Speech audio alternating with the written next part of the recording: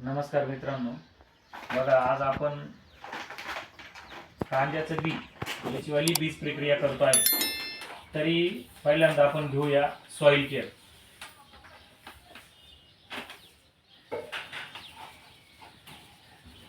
बोलत राहा.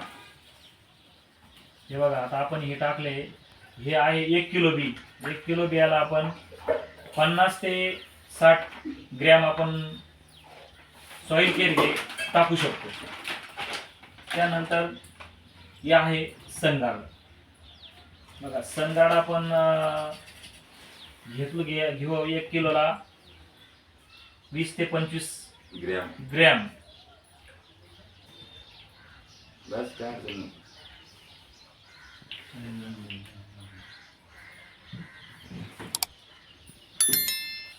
हे जास्तही झालं तरी काही प्रॉब्लेम नाही.